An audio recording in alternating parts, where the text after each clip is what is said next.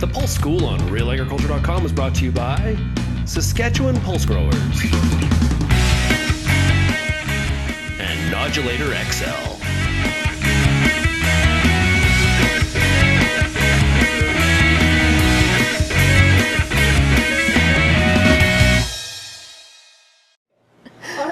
So we're here in Regina, and I'm joined by Faye Docking-Bouchard, and we're talking pulses. So why is it important to seed test a pulse that I intend to plant?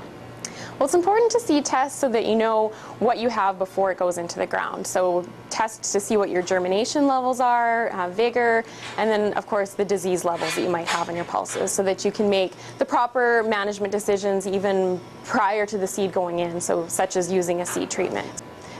So it's just really important to know what the condition is of your seed, and that'll help you manage the crop throughout the season.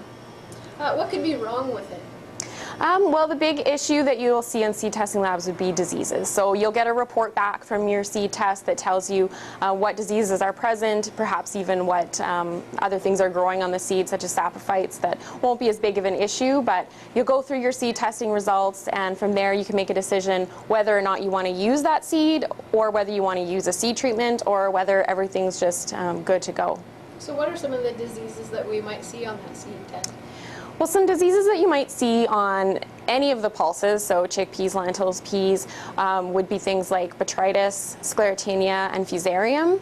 And for any of those, you wouldn't want more than 10% total of all of those diseases are present. So we do have some plates here that show, for example, what botrytis looks like on lentils. We also have sclerotinia on lentil.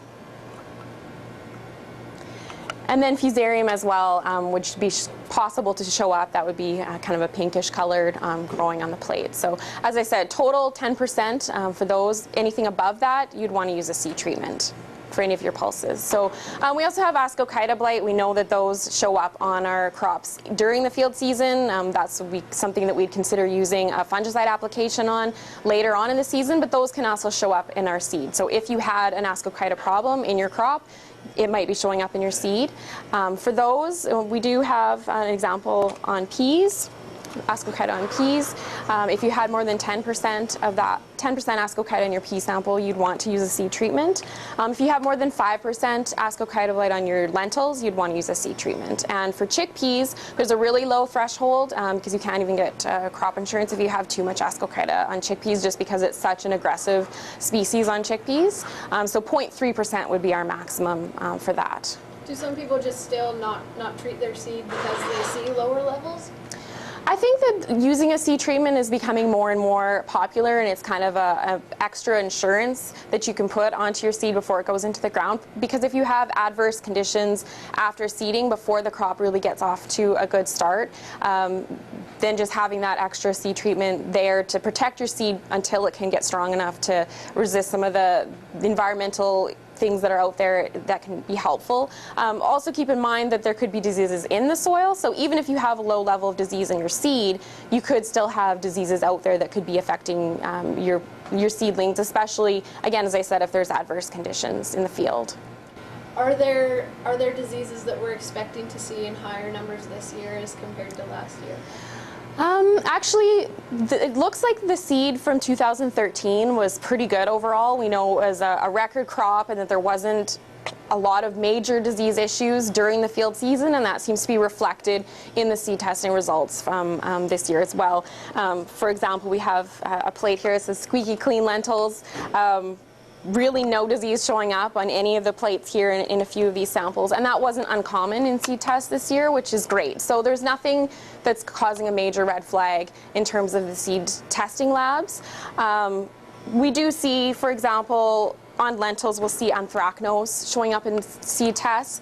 Generally, anthracnose isn't a major disease concern going from seed to seedlings, but we know that if there's anthracnose showing up in the seed, that there's probably anthracnose out there in the field. And that is probably one of the more common diseases that we see on lentils during the season. So it's pretty safe to assume that there'd be some anthracnose out there. If you have a good long crop rotation, then it's not going to be as much of an issue. But if you have a shorter rotation, or you know that you've had anthracnose in your fields before, then that might be one to watch out for, because we do see it every year.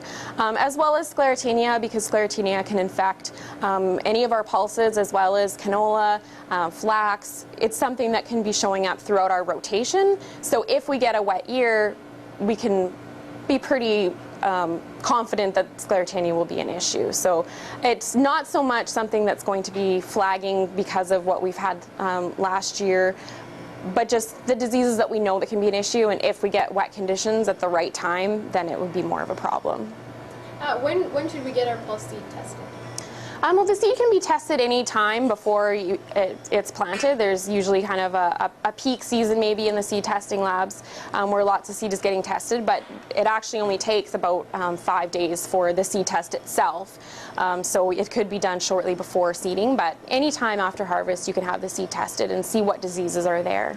Well, there's various labs throughout the province, not just in the bigger centres, but some of the smaller centres as well. And that would be similar across Western Canada. But we do have, with the Saskatchewan Agriculture, we have a list of seed testing labs in the prairies that is on our website. That should cover off all of the prairie provinces for seed testing labs. Or you can just search for it and find your closest one. It doesn't even have to be close by. You can send it through the mail and have the results sent back to you as well. So.